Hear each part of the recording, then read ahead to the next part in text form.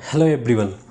अभी जस्ट 1 घंटे या 1.5 घंटे पहले एनएमसी की साइट पे फ्रीक्वेंटली आस्क्ड क्वेश्चन पब्लिश किया गया है, जिसका इंतज़ार बहुत से लोग कर रहे थे जो यूक्रेन एंड चाइना से लौट के वापस इंडिया आए हैं। तो अभी मैं आपके सामने आया हूँ उस FAQ को एक्सप्लेन करने वन बाई वन, और क्या इसमें कुछ पॉइंट्स है जिसे हमें ध्यान रखना चाहिए और कौन से ऐसे पॉइंट्स हैं जहाँ हम कन्फ्लिक्ट रखते हैं या जहाँ हम एग्री नहीं करते हैं या जिसमें सुधार होना चाहिए। वैसे तो ये कोई गैजेट है नहीं, ना ही कोई ड्राफ्ट है, ना ही कोई रेगुलेशन है, बस एक फ्रीक्वेंटली आस्क्ड क्वेश्चन है जो based on query raised by foreign medical students from Ukraine and China. जो यूक्रेन और चाइना से बच्चे लौटे हैं, जिन्होंने बार बार एनएमसी से सवाल किए हैं ओवर द ईमेल और बाय कॉल करके, उसको एनएमसी ने सोचा बेहतर होगा कि अगर हम ऑफिशियली इन क्वेश्चंस के आंसर करके अपलोड कर दें वेबसाइट पे, ताकि बार बार जो बच्चों ने कॉल करना है और जो बच्चे बोलते हैं रिटर्न में है क्या, कहीं हमें मिल नहीं रहा है, तो बच्चों को समझने में आसानी हो, वो इस FAQ को पढ़ सकें और पढ़ने के बाद अच्छे से समझ सकें, और इससे एनएमसी की भी टाइम बचे और बच्चे और पेरेंट्स का जो कन्फ्यूज़न है जिसे बनाया जाता है लोगों के बीच में, उस कन्फ्यूज़न को दूर करने की कोशिश की गई है। ठीक इसके नीचे एक डिस्क्लेमर लिखा हुआ है जो कि काफ़ी ज़रूरी है। This FAQs are in the nature of explanation for ease of understanding of the general public and cannot be upheld in a court of law. Please refer to the relevant gazette notification for legal validity. इसमें यहाँ पे एक disclaimer डाल के साफ कर दिया गया है कि जो भी इस FAQ में बोला गया है या आंसर किया गया है, ठीक है, ये बस जनरल पब्लिक को समझाने के लिए बोला गया है। इसको आप किसी कोर्ट में लेके नहीं जा सकते हैं। You can not upheld it in the court. कि अगर आपको किसी इसमें लिखी हुई बात से शिकायत है तो आप उससे रिलेटेड जो ऑफिशियल गैजेट होती है, गैजेट यानी कि जिसे गवर्नमेंट इशू करती है, ड्राफ्ट होकर पब्लिश करती है कि हाँ ये ऑफिशियल स्टेटमेंट है हमारा, ये एक कानून है, ये कोई कानून नहीं है, ये एक इन्फॉर्मेशन है, kind of letting you know, आपको समझाने के लिए, ताकि आप बार बार वहाँ भी कॉल कर रहे होंगे, गूगल पे सर्च कर रहे होंगे, आपस में बहुत से लोग कन्फ्यूज थे, उस कन्फ्यूज़न को दूर करने के लिए किया गया है। इसको कोई ये ना समझे कि कोई रूल है, कोई रेगुलेशन है, नहीं है, क्योंकि यहाँ पे क्लियरली लिख दिया गया है कि ये कोई रूल और रेगुलेशन नहीं है, डिस्क्लेमर पे ऊपर ही। इसकी कोई भी संवैधानिक वैधता नहीं है, लीगल वैलिडिटी, कानूनी वैधता इसको नहीं मानी जाएगी, बस समझने के लिए है। आप कुछ पूछ रहे हो, मैं कुछ और बता रहा हूँ, कोई और कंसल्टेंट कुछ और बता रहा है, कोई कुछ और बता रहा है, आप किस पे भरोसा करो? 10 लोग 10 बातें कर रहे हैं मार्केट में। एनएमसी ने एक सिंपल सा कोशिश किया है उनको आंसर करने की जहाँ तो उन्हें ठीक लगा है, बट इसको आप लीगली नहीं करोगे, ठीक है। इससे रिलेटेड आप क्लॉज पढ़ लो। तो क्वेश्चन नंबर 1 और क्वेश्चन नंबर 2 सेम है। क्वेश्चन नंबर 1 में पूछा गया है who is covered under the provision of the screening test regulation 2002। दूसरा है who are covered under the provisions of foreign medical graduate licensed regulation 2021। मतलब अभी आपको समझने के लिए 2 चीज़ समझना है। 2 ही रेगुलेशन हैं जो रेगुलेट करेंगे फॉरेन मेडिकल ग्रेजुएट्स का जो लाइसेंसिंग एग्ज़ाम होता है। जो विदेश से मेडिकल की पढ़ाई पूरी करने के बाद जब वो इंडिया वापस आते हैं तो एक लाइसेंस का एग्ज़ाम देते हैं, ठीक है। उस लाइसेंस एग्ज़ाम का रेगुलेट करने के लिए क्या रूल्स होंगे, किस बेसिस पे एग्ज़ाम होगा, क्या डिसाइड करेगा कि आप उस एग्ज़ाम के लिए एलिजिबल हो या नहीं हो। 2 ही लॉज हैं इंडिया में। एक है स्क्रीनिंग टेस्ट रेगुलेशन जो कि आई थी 2002 में, ठीक है, 2002 में। सेकेंड है फॉरेन मेडिकल ग्रेजुएट लाइसेंसिएट रेगुलेशन जो आई थी 2021 में, जिसको सब लोग बोलते हैं एनएमसी की जो नई गैजेट से जोड़ के देखते हैं 2021 में 18 नवंबर को आई थी, ठीक है। तो एक में पूछा गया क्वेश्चन नंबर 1 में कि कौन कौन से स्टूडेंट हैं जिनको स्क्रीनिंग टेस्ट रेगुलेशन 2002 की है उसके अंडर में मैनेज किया जाएगा, रेगुलेट किया जाएगा। इसमें एनएमसी ने उस क्वेश्चन का जो बारी बारी लोग पूछ रहे होंगे, कंफ्यूज थे बहुत से लोग कि हम इस नए रूल के अंडर आएंगे या पुराने रूल के अंडर आएंगे, उनके लिए क्लियर कर दिया गया है। लीगल वैलिडिटी नहीं है, बट एक इन्फॉर्मेशन तो है, आप ट्रस्ट तो कर सकते हो क्योंकि एनएमसी से आया है, ऑफिशियल साइट पे आया है। मैं बोलूँ उसका क्या भरोसा, कोई बोल रहा है उसका क्या भरोसा। Believe on what you can read and that's from a reliable source. Those foreign medical students whose classes were started prior to the publication of FMGL Regulation 2021, that is 18th November 2021, are covered under the provisions of Screening Test Regulation 2002। इसका answer दिया गया है वो सभी foreign medical students जिनकी classes मैं आगे बताऊंगा, मैं इतना फोकस क्यों कर रहा हूँ क्लासेस पे। FMGL रेगुलेशन 2021 के आने से पहले हुई थी, मतलब कि 18 नवंबर 2021 से पहले जिसकी क्लासेस स्टार्ट हो गई थी, ठीक है, जिनकी क्लास स्टार्ट हो गई थी 18 नवंबर 2021 से पहले, उनको रेगुलेट की जाएगी फॉरेन उनको रेगुलेट की जाएगी स्क्रीनिंग टेस्ट रेगुलेशन के अंडर में, मतलब जिसकी भी क्लासेस 18 नवंबर 2021 के पहले स्टार्ट हो गई थी वो आते हैं स्क्रीनिंग टेस्ट रेगुलेशन 2002 के अंडर में। और दूसरे क्वेश्चन का आंसर है such foreign medical students whose classes have been started after the publication of FMGL regulation that is 18 November 2021 are covered under the provisions of FMGL regulation 2021। वो सभी foreign medical graduate students जिनकी classes 18 November 2021 के बाद start हुई हो वो आएंगे FMGL regulation में, मतलब कि उन पे NMC गैजेट जो आई थी 18 नवंबर को उसके सारे रूल लागू होंगे। इसी के नीचे NMC ने एक और बात क्लियर कर दी है जिससे लोगों को बहुत कंफ्यूज किया जा रहा था और इसी टूल का इस्तेमाल करके बांग्लादेश में बच्चों को भड़काया गया है। Such foreign medical students whose classes have been started after the publication of FMGL regulation 2021 that is 18 November 21 are covered under the provision of FMGL regulation 21। नीचे date of offer letter, invitation letter, admission letter will not be considered to decide the applicability of FMGL regulation 21। अगर कोई ये सोच रहा है कि हमारा date of offer letter, invitation letter, admission letter हमारा है, एडमिशन लेटर तो हमारा सितंबर का है, उससे डिसाइड नहीं होगा कि आप किस लॉ के अंडर आते हो। ना ही एडमिशन लेटर से डिसाइड होगा, ना ही इन्विटेशन लेटर से डिसाइड होगा, ना ही ऑफर लेटर से डिसाइड होगा। तो बहुत से लोग ये सोचा था ना कि सर हमारा लेटर तो सितंबर में आ गया था, हमारा लेटर तो जून में आ गया था। ठीक है, हमारी जो क्लासेस स्टार्ट हुई हैं ना वो स्टार्ट हुई हैं नवंबर में, वो स्टार्ट हुई हैं दिसंबर में। ठीक है, जिनको भी ऐसा लगता है तो उनको भी इस नए गैजेट के अंडर में रेगुलेट किया जाएगा, बिकॉज क्लियर कर दिया NMC ने क्लासेस से इनको मतलब है कि किस डेट को आपकी क्लास शुरू हुई, इससे इनको मतलब नहीं है कि किस डेट की आपकी एडमिशन लेटर है और इन्विटेशन लेटर है। ठीक है, क्लियर कट इसमें लिखा हुआ है, इससे इनको मतलब नहीं है कि किस डेट को आपका एडमिशन लेटर आया, इन्विटेशन लेटर आया, आपकी क्लासेस कब से स्टार्ट हुई। अब बहुत से बच्चे बोल सकते हैं कि हमारी तो ऑनलाइन क्लास चल रही थी, जो भी रसिया गए थे लास्ट ईयर तो खैर इस गैजेट में आते भी नहीं है, कुछ नए बच्चे, तो उसकी भी रिकॉर्ड तो होनी चाहिए। अगर ऑनलाइन क्लास चली है तो उसकी रिकॉर्ड तो होगी, यूनिवर्सिटी उसको एक्सेप्ट करेगा। हाँ, एक्सेप्ट करेगा तो वेल एंड गुड, क्योंकि आगे एक और क्वेश्चन इससे जुड़ा हुआ है तो मैं आपको पॉइंट आउट करूँगा। अब ये सब क्वेश्चन किन पे लागू होता है, एक और जो बांग्लादेश की मैं बात कर रहा था इस पर मैं एक अलग से वीडियो भी करूँगा।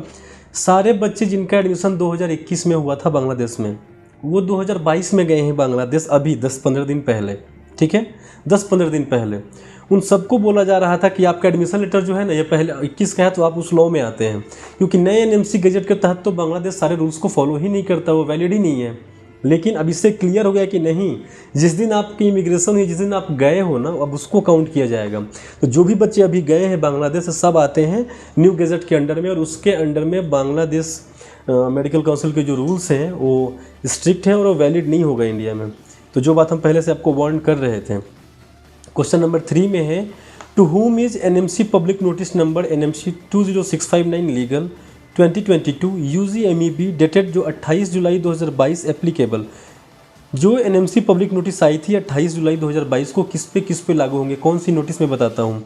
जो भी बच्चे जो लास्ट ईयर में थे चाइना में, यूक्रेन में, जिनकी लास्ट ईयर की ऑनलाइन पढ़ाई हो गई और डिग्री मिल गया कंप्लीट होने का, 30 जून से पहले या 30 जून को उनको NMC ने अलाउ किया कि ठीक है भैया आप FMG एग्ज़ाम जो दिसंबर में हो रहा है फॉरेन मेडिकल ग्रेजुएट एग्ज़ाम आप वो दे सकते हो।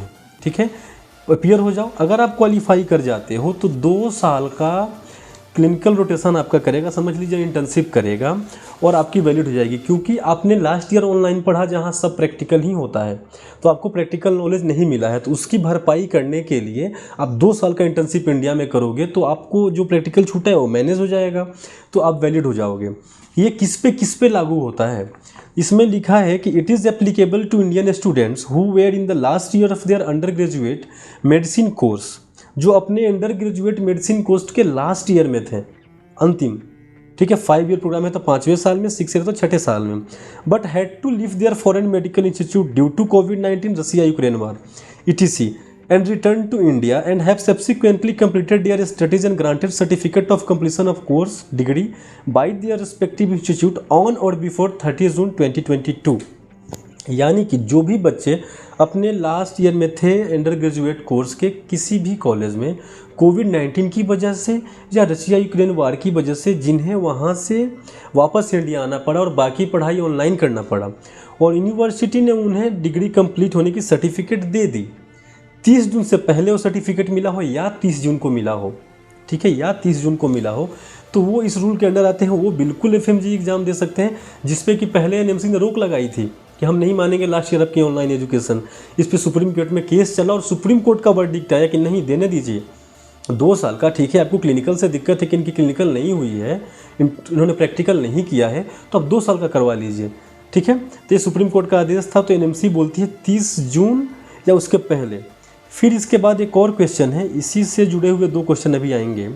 Whether the foreign medical graduate who have completed their medical qualification during the last year and granted certificate of completion of course degree by their respective institute and already qualified FMG examination are also required to undergo compulsory rotatory medical internship for a period of 2 years। अभी जो मैंने आपको बताया कि क्या जिसने last year online ही किया हो, डिग्री उसे कॉलेज से 30 जून या उसके पहले मिल गई हो, और अब वो एफएमजी अगर क्लियर कर लेता है, तो क्या उसे 2 साल का इंटर्नशिप करना पड़ेगा? जी बिल्कुल करना पड़ेगा। इसी के बेस पे तो उन्हें अलाउ किया गया। एनएमसी ने तो मना कर दिया था कि नहीं, आप एग्जाम ही नहीं दे सकते हो, आपकी ऑनलाइन हुई, हम इस डिग्री को ही नहीं मानेंगे। चाइना की एक स्टूडेंट थी, उसका केस था, बट सुप्रीम कोर्ट ने बोला कि नहीं, ये हमारे देश की संपत्ति है, इस लड़की ने पढ़ाई किया, इसको हम वेस्ट नहीं जाने दे सकते हैं, एग्ज़ाम देने की परमिशन दो। अगर ये लड़की एग्ज़ाम क्वालिफाई कर लेती है तो 2 साल का मैंडेटरी इनसे क्लिनिकल रोटेशन करवा लो, कहीं पे इंटर्नशिप करवा लो, उससे जो क्लिनिकल इनका छूट चुका है वो फिल इन हो जाएगा। इसी पे तो बेस पे तो बात ही हुई थी। तो हाँ, बिल्कुल करना है। 5वां क्वेश्चन जो कि इम्पोर्टेंट है और जहाँ पे मुझे लग रहा है कि एनएमसी से थोड़ी सी गलती हो रही है, थोड़ी सी, और अगर ये केस दोबारा सुप्रीम कोर्ट में जाए तो उसका फैसला भी यही आएगा, बच्चों के हक में आएगा, ठीक है, क्योंकि यहाँ पे थोड़ी सी गलती हुई है। क्वेश्चन ये है, what if the MBBS course has been completed in July 2022 instead of June 2022। क्या पता अगर जो जून 2022 में ना हो के जुलाई 2022 में किसी की डिग्री हुई हो। रूल क्या था अभी एनएमसी ने कि 30 जून को या उससे पहले वाले को बोल रहा था। सुप्रीम कोर्ट का भी वर्डिक्ट यही आया था, क्योंकि जो केस हुआ था वो 30 जून तक का ही हुआ था ना। ये थोड़ा सा गलत है और पार्शियलिटी है। क्वेश्चन में ये पूछा है, क्या पता अगर किसी की जो डिग्री हो 30 जुलाई की हो, मान लीजिए जुलाई में 10 जुलाई 12 जुलाई की हो, 10 दिन लेट हो गया हो कॉलेज से बनने में डिग्री, तो क्या वो भी इस पे आएगा? क्या होगा? तो इस पे जवाब लिखा गया है कि in pursuance to the order passed by the honourable Supreme Court of India in SLP number 253637 of 2022, the relaxation to foreign medical graduates has been granted only to those students who were in the last year of their undergraduate medicine course but had to leave their foreign medical institute due to COVID-19, Russia-Ukraine war, etc. and return to India and have subsequently completed their studies and granted certificate of completion of course degree by their respective institute on or before 30 June 2022। NMC ने यहाँ पे supreme court की दुहाई देते हुए ये बोला कि सुप्रीम कोर्ट का वर्डिक्ट था कि 30 जून या उसके पहले वालों को ही ये अथॉरिटी है, ये रिलैक्सेशन दिया गया है, थोड़ा सा आज़ादी कि चलो आपने ऑनलाइन कर लिया लास्ट ईयर, चलो आपने क्लिनिकल नहीं किया, कोई बात नहीं, आप एफएमजी क्लियर कर लो, 2 साल का क्लिनिकल रोटेशन कर लो, यानी इंटर्नशिप कर लो, क्लिनिकल जो नॉलेज चाहिए था प्रैक्टिस कर लो, फिल इन कर लो। क्या पता क्या इस बच्चे ने भी साथ में ही था, लास्ट ईयर में ही था जब वार शुरू हुआ या जब कोरोना था। जब 30 जून तक वाले को मिल रहा है छूट, तो क्या जिसको 12 जुलाई को डिग्री मिली है, 10 दिन लेट हो गया है, ये दोबारा कोर्ट केस करने जाएगा? और जाहिर सी बात है अगर कोर्ट केस करता है तो कोर्ट का फैसला बच्चे के हक में ही आएगा। 12 दिन डिग्री लेट होना, आने में लेट होना किसकी गलती? तो कॉलेज भी लेट कर देते हैं। डॉक्यूमेंट से 100 बच्चों के, वो तो बनने में उतना टाइम लग जाते हैं, कॉलेज के ऊपर है, वो जून में ना देकर 10 दिन लेट दे दिया हो। मतलब ये होना चाहिए कि जो भी बच्चे इस सेशन में अपने लास्ट ईयर में हों, जिनका लास्ट ईयर 22 में कंप्लीट हो रहा हो, मतलब लास्ट ईयर जो हो उनका, फाइनल ईयर जो उनका हो, वो 21-22 सेशन हो, ऐसा होना चाहिए। अब किसी को जून में मिला हो, किसी को जुलाई में, किसी को 30 जुलाई को मिल जाए डिग्री, तो वैलिड नहीं होगा। ये गलत है और हम इससे एग्री नहीं करते हैं। और अगर कोई बच्चा है जो ऐसा है तो उसको केस करना चाहिए, हम सपोर्ट करेंगे, या हम 2-3 स्टूडेंट्स हो तो हम खुद केस कर सकते हैं, क्योंकि ये गलत है तो है। यहाँ बच्चों के साथ नाइंसाफ़ी हो रही है जो नहीं होना चाहिए। 30 जून और 10 जुलाई में क्या अंतर है? थे तो लास्ट ईयर में ही ना। 6ठा क्वेश्चन है, can Ukraine return foreign medical student transfer to other college? Transfer ले सकते हैं।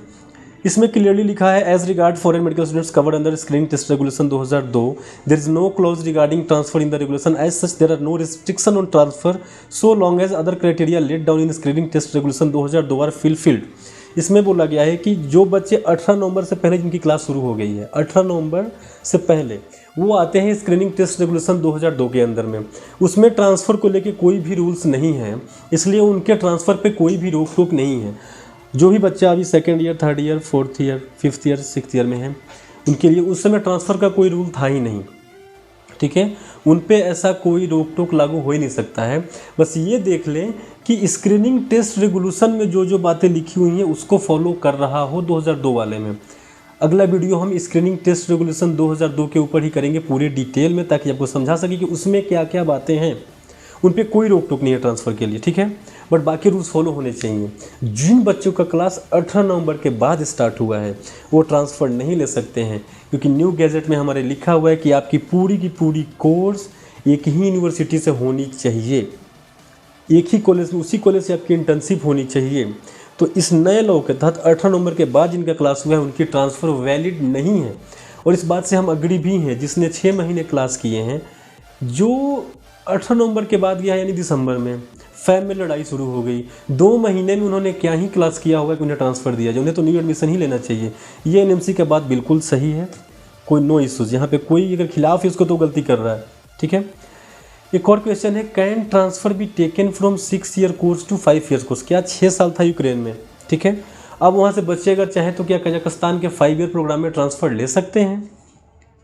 Any foreign medical students who is covered under screening test regulation 2002 may change transfer his her institute university subject to fulfilment of criteria condition as laid in screening test regulation. इनसे सीधे यहाँ से ये बोल रहा है कि जो भी बच्चे, अब जाहिर सी बात है जो छठे से 5वें की बात कर रहे हैं वो 18 नंबर के पहले ही गए होंगे, जो सीनियर स्टूडेंट्स होंगे, अगर वो ऐसा ट्रांसफ़र सोच रहे हैं तो उनको पूरी तरह से रेगुलेट की जाएगी स्क्रीनिंग टेस्ट रेगुलेशन, जिस पर हम अगली वीडियो करेंगे समझाने के लिए क्या क्या है उसके अंडर में। तो आप उसके रूल्स को देख लीजिए, क्या उसमें उसके जो रूल्स है फॉलो अगर हो रहे हैं तो आप बिल्कुल कीजिए, कोई मना नहीं है। स्क्रीनिंग टेस्ट रेगुलेशन 2002 में अगर वो फॉलो हो रहे हैं तो बिल्कुल भी आप उसको कीजिए, कोई मनाही नहीं है 6 साल से 5 साल में। बट अब स्क्रीनिंग टेस्ट रेगुलेशन 2002 बोलता क्या है, उसमें लिखा क्या हुआ है, क्या है वो रिक्वायर्ड करेंगे नेक्स्ट, पूरी डिटेल में आपको समझाएंगे, क्योंकि उस पर भी जानना बहुत ज़रूरी है आपको, ठीक है। ये था पॉइंट। अब रहे बात 18 नंबर 2000 के बाद वाले, इनकी तो ट्रांसफ़र ही अलाउड नहीं है, तो 6 साल 5 साल की तो बात ही ना करें, ज़्यादा बेहतर होगा। 8वां क्वेश्चन है, is there any NOC from National Medical Commission required for taking transfer from one foreign medical institute to other foreign medical institute. क्या किसी एनओसी की, नो ऑब्जेक्शन सर्टिफिकेट की ज़रूरत है एनएमसी से कि हम भैया ट्रांसफ़र लेने जा रहे हैं यहाँ से यहाँ, आप एक एनओसी दे दो मुझे? नहीं। सबसे बड़ी बात, 18 नंबर के बाद वालों के ट्रांसफ़र तो अलाउड ही नहीं है, बच गए पहले वाले जो स्क्रीनिंग टेस्ट रेगुलेशन के अंदर में रेगुलेट होंगे, ठीक है। एक कॉलेज जो है विदेश का, दूसरी कॉलेज विदेश का, जो इंडिया की जुरिस्डिक्शन नहीं है, वहाँ से वहाँ ट्रांसफ़र लेने के लिए एनएमसी की, एनओसी की कोई भी रिक्वायरमेंट नहीं है, इसका सवाल ही नहीं उठता है, ठीक है। 9वां क्वेश्चन है, what should the students ensure before taking transfer और new admission in any foreign medical institute university. बच्चों को किन बातों का ध्यान रखना चाहिए ट्रांसफ़र लेने से पहले किसी दूसरी यूनिवर्सिटी में, या अगर न्यू एडमिशन ले रहे हैं तो। Foreign medical students whose classes were started after 18 November, ठीक है, जिन भी फॉरेन मेडिकल, इसमें यही लिखा हुआ है सेम बात का, ट्रांसफ़र 18 नवंबर के बाद जिनकी क्लासेस शुरू हुई थी वो तो न्यू एनएमसी गैजेट के अंडर में आ जाते हैं, सीधी सीधी बात है, ठीक है। तो उनके ट्रांसफ़र की तो कोई बात ही नहीं है, उनकी सारी की सारी जो डिग्री है वो एक ही कॉलेज से होनी चाहिए, ठीक है। तो इनके ट्रांसफ़र की कोई बात ही नहीं है। बच गए जो बच्चे पहले गए हैं स्क्रीनिंग टेस्ट रेगुलेशन 2002 के अंदर जो रेगुलेट हो रहे हैं, वो तो कहीं भी ट्रांसफ़र ले सकते हैं, क्योंकि उस समय ट्रांसफ़र का कोई रूल्स ही नहीं था, तो वो वहाँ पे हो जाएगा, ठीक है। अब इसमें आगे लिखा है कि अब कोई अगर न्यू एडमिशन लेना चाह रहा है तो 18 नवंबर 2021 के बाद ही होगा। तो उसके लिए क्या होगा, इसमें कुछ रूल्स हैं जो एनएमसी गैजेट में मेंशन है, उसको फॉलो करना है, ठीक है। अब इसमें सिंपल सी बात है कि कौन कौन से रूल्स है, इस पर हमने डिटेल्ड वीडियो की थी एनएमसी गैजेट पे। न्यू एडमिशन अब ले रहे हैं तो आप आ गए न्यू एनएमसी गैजेट के अंदर में, ठीक है। न्यू एनएमसी गैजेट के अंडर में आ गए हैं आप, तो अब आपका सारा कुछ FMGL 2021 के अंडर में होगा।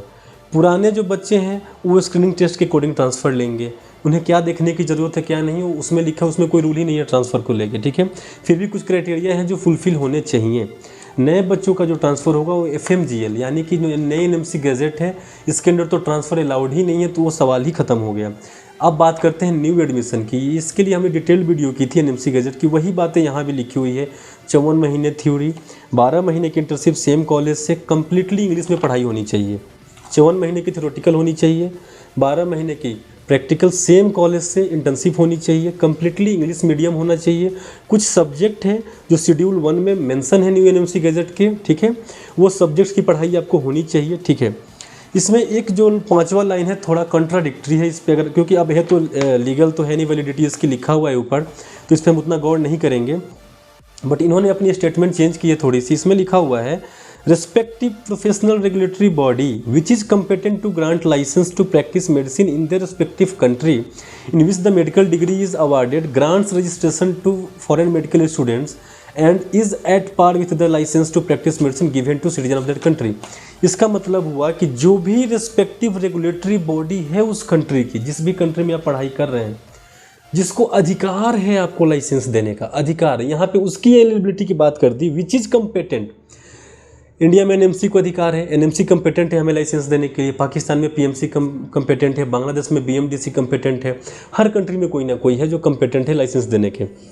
तो ऐसी कोई आधिकारिक विभाग जिसको ये क्षमता हो कि हाँ हम अगर बोल दिए, NMC अगर बोल दे कल को कि मैं आपको डॉक्टर मानता हूँ, ये रहा सर्टिफिकेट रजिस्ट्रेशन नंबर, तो मैं हूँ इंडिया में डॉक्टर, उसको ही अधिकार है तय करने का।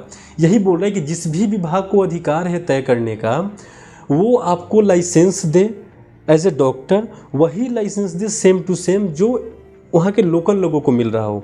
इसमें इन्होंने ये बात लिखी है, ठीक है। हालांकि NMC गैजेट जो कि लीगल है, लीगल उसमें क्या लिखा हुआ है, registered with the respective professional regulatory body और अदरवाइज, या तो competent to grants licence to practise medicine in the respective jurisdiction of the country.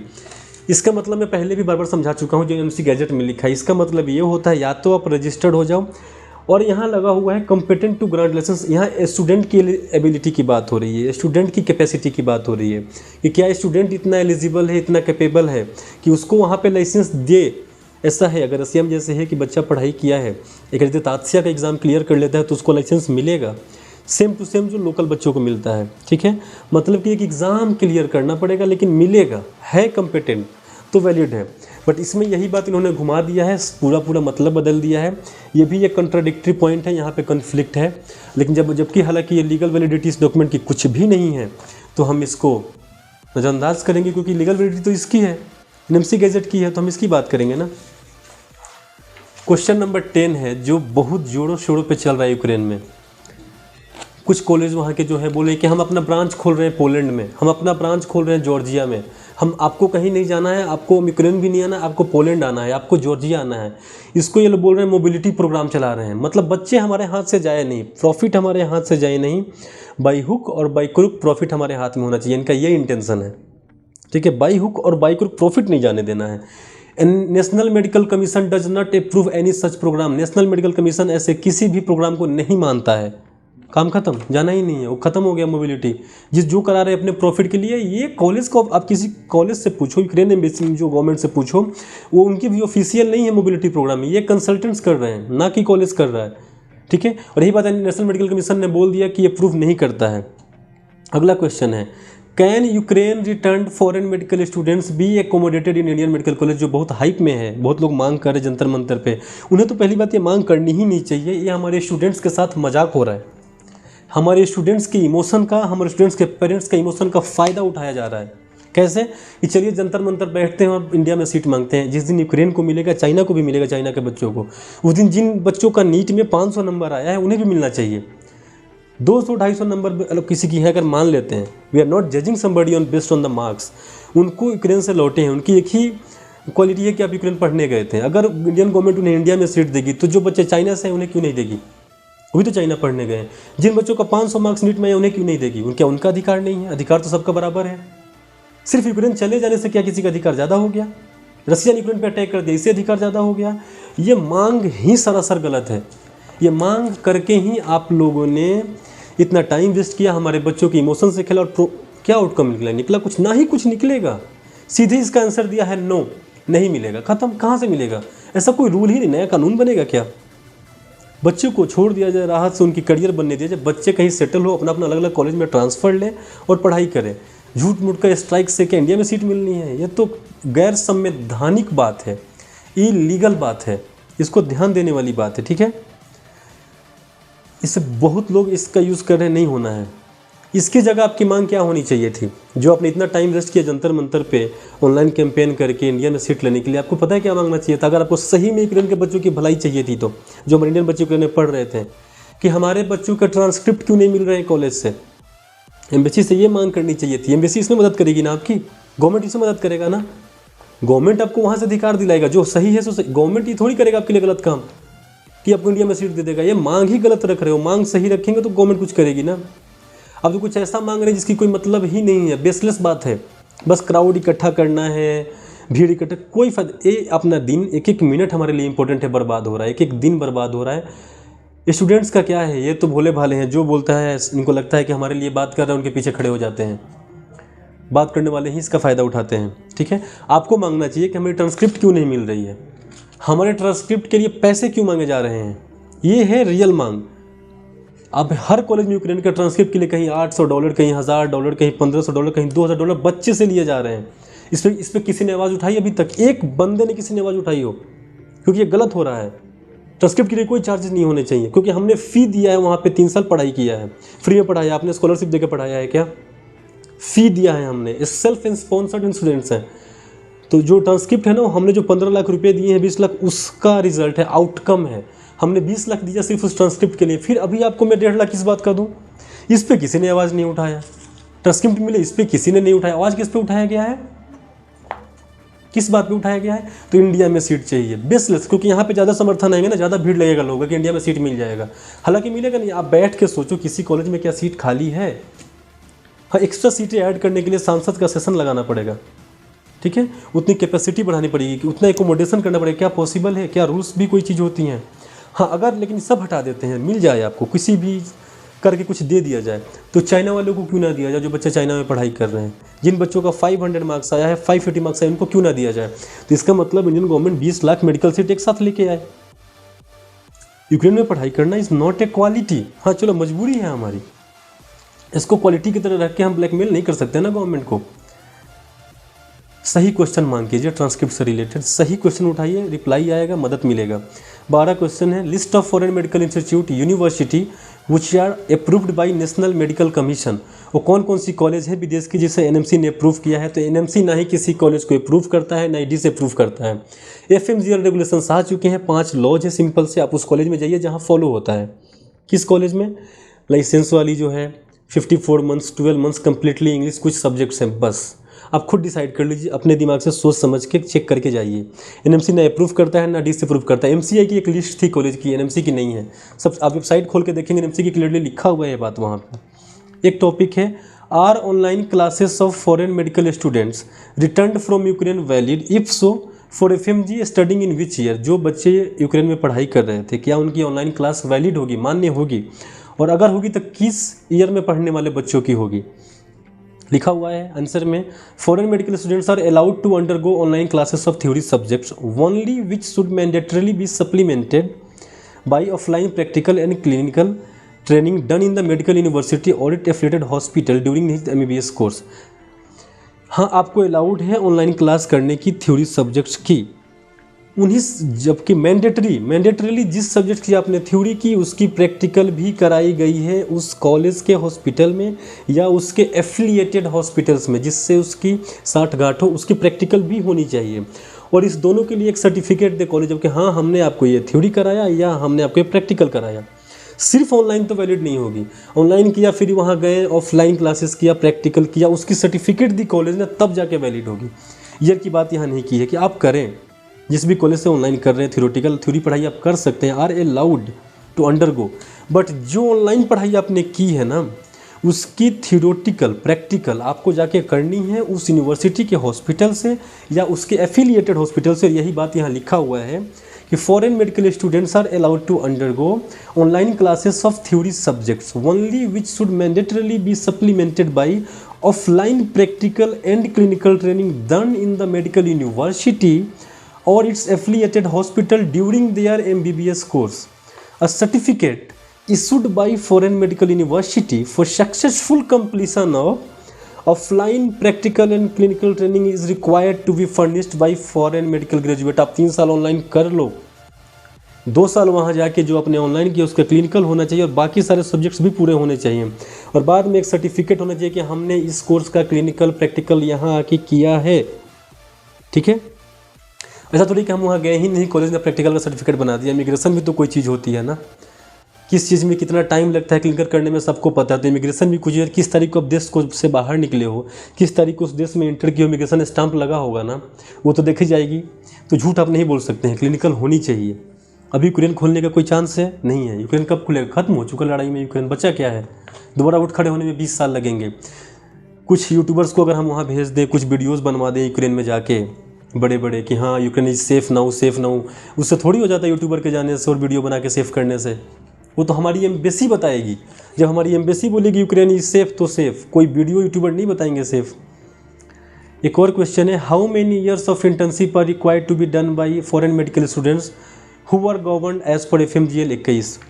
जो FMGL जो नए गजट में के अंडर आते हैं, मतलब कि जिनकी क्लासेस 18 नवंबर के बाद शुरू हुई है, उनको कितनी बार मतलब कितने दिनों का इंटर्नशिप करना पड़ेगा, ये पूछा गया है। इसके आंसर में इसमें लिखा हुआ है कि एक तो 12 महीने का इंटर्नशिप उनको कॉलेज में करना है, जिस कॉलेज से वो पढ़ाई कर रहे हैं 12 महीना वहाँ पे। दूसरा, जो इंडिया में आएंगे तो उनको सुपरवाइज इंटर्नशिप की, सुपरवाइज मतलब किसी सीनियर डॉक्टर के साथ में 12 महीने की यहाँ भी करनी होगी। इंडिया में भी जिस भी कॉलेज से आप पढ़ाई करो तो रूल हो गया 54 महीने की पढ़ाई 5 साल और 1 साल की इंटर्नशिप करोगे, 6 साल की कोर्सेस हैं। रसिया में पहले से ही 6 साल की कोर्सेस हैं, लोगों को ऑलरेडी पता है। जो भी रसिया से पहले भी पढ़ के आता था इंडिया में इंटर्नशिप करता था 1 साल का, उनके लिए कोई इशू नहीं है। इशू है 5 ईयर वाले कंट्रीज़ को, जहाँ की इंटर्नशिप इंडिया में वैलिड थी, जैसे कि चाइना। तो बच्चे वहाँ से इंटर्नशिप करके आते थे या फिर नहीं करके आके डायरेक्टली इंडिया करते थे, तो 5 साल का मेडिकल उनका होता था। जहाँ भी 5 साल का प्रोग्राम था और जहाँ की इंटर्नशिप वैलिड थी, बच्चे मेडिकल करके इंडिया आ जाते थे और यहाँ इंटर्नशिप करते थे, ख़त्म। अब क्या हो गया, जिस भी कॉलेज से आप पढ़ाई कर रहे हो वहाँ तो इंटर्नशिप करना मैंडेटरी है, करना ही है 12 महीने, और फिर इंडिया आके भी करना है, तो 2 बार 12-12 महीने का इंटर्नशिप हो गया। खैर इससे कोई दिक्कत तो नहीं होनी चाहिए। ये तो आप कॉलेज में करोगे वहाँ सीखोगे, फिर वापस इंडिया आओगे, सुपरवाइज इंटर्नशिप रहोगे तो वो भी सीखोगे, और गवर्नमेंट को भी एक्स्ट्रा डॉक्टर मिल जाएगा फ्री का, एक ही फ़ायदा है। ठीक है, तो इसमें कोई शिकायत नहीं है, ये सही है, इससे कोई दिक्कत नहीं है। ठीक है, रसिया के बच्चों को तो कोई दिक्कत थी, उनको तो पहले से पता था 6 साल और +1 करना था, उनकी तो पहले से ही माइंडसेट था कि 6 साल का हमारा मेडिकल है, 1 साल इंडिया जाके करना है। दिक्कत है 5 ईयर वाले कॉलेजेस को, कजाकिस्तान, चाइना, किर्गिस्तान, इनके यहाँ भी अब 6 साल हो गया, एक 12 महीने की इंटर्नशिप होगी, वापस इन्हें इंडिया आना होगा और फिर जाके 12 महीने का इंटर्नशिप इंडिया में भी करना होगा। ठीक है, तो ये भी एक तरह से अब रसिया के बराबर में हो गए। तो अब जो भी कंट्रीज है वो सब रसिया के बराबर में हो गई। अब ऐसा नहीं है कि रसिया जाएंगे तो 6 साल लगेगा, यहाँ जाएंगे तो टाइम बचेगा, वो नहीं रहा, अब सब बराबर हो गए। अब कहीं भी जाइए बात एक ही है। लास्ट क्वेश्चन है, which document among admission letter, invitation letter, passport stamp and transcript will NMC consider before allowing foreign medical graduate to sit in next exam. Next exam या इसके जगह जो भी एग्जाम आएगी उसमें बैठने के लिए किस डॉक्यूमेंट को कंसिडर करेंगे, एडमिशन लेटर, इन्विटेशन लेटर, किसको माना जाएगा। ठीक है, तो इसके लिए सीधा लिखा है कि अभी नेक्स्ट एग्जाम से जुड़े हुए जो भी रूल्स रेगुलेशंस होंगे वो ड्राफ्ट हैं, अभी पब्लिश नहीं हुए, अभी ये ऑफिशियल क्लियर नहीं है 100% कि 2023 में नेक्स्ट होगा, अभी ड्राफ्ट में है। उस पर ड्राफ्ट मतलब क्या हुआ, वो सबने पढ़ लिया ड्राफ्ट, क्या क्या रूल्स हैं, हमारे पास भी ये पड़ी हुई है ड्राफ्ट, ये है वो ड्राफ्ट रेगुलेशन, इतनी मोटी सी। इस पर अभी बहुत सारे बातचीत होंगे, लोग इसको पढ़ेंगे, लोग इसको देखेंगे, किसी को शिकायत लगी वो मेल डालेंगे, बहुत सारे सुधार होना, और फिर जाके एक फाइनल प्रोविज़न को पब्लिश किया जाएगा। ठीक है, पब्लिक डोमेन पे NMC की जो ऑफिशियल साइट है वहाँ पे। ठीक है, तब जाके नेक्स्ट लागू। अभी तक ऐसी कोई हमारे पास वैलिड ऑफिशियल गैजेट अवेलेबल नहीं है जो नेक्स्ट को वेरीफाई करे और क्या रिक्वायरमेंट है बताए, तो इसके लिए हमें वेट करना होगा। पूरी की पूरी FNQ में यही था। इसमें से अधिकतर बातें हम आपको ऑलरेडी बता चुके थे, जो कि ट्रांसफ़र वाली बातें ये सब, तो सारी बातें वही हैं। एक पॉइंट है जहां हमें बुरी लगी, ये 30 जून और जुलाई वाला, इसमें मॉडिफिकेशन होना चाहिए। वैसे भी ये लीगल वैलिडिटी इस डॉक्यूमेंट का 0 है, आप इस पर लीगल वैलिडिटी के लिए कुछ नहीं। FAQ है, हर साइट पे खोलो, हमारी MBBS के साइट पे हमने भी FAQ लगा रखा है। तो FAQ मतलब हो गया कि किसी ने कोई क्वेश्चन पूछा, जो होता है हमसे बार बार लोग कॉल करते हैं, एक ही क्वेश्चन 10 लोगों ने पूछ दिया, हम क्या करते हैं उसको FAQ में डाल देते हैं। यानी कि बहुत से लोगों के मन में सवाल आ रहे होंगे जिसको क्यों ना एक आंसर डाल दिया जाए कि टाइम बचे उनका, वही FAQ है, लीगल वैलिडिटी 0। दूसरी जो लाइसेंस वाला लाइन है उससे, क्योंकि उन्होंने जो गैजेट है जो लीगल वैलिडिटी रखता है इसके ठीक उल्टा कुछ बातें कर दी हैं। बाकी आप खुद डिसाइड कर सकते हैं, खुद देख सकते हैं, खुद समझ सकते हैं, आपको जो ठीक लगे। फिर भी अगर आपको कोई कन्फ्यूज़न हो, क्यूरी हो, get your mobile phone, reach out to me and I will try to help you as much as I can. Thank you so much for watching the video. Keep supporting guys.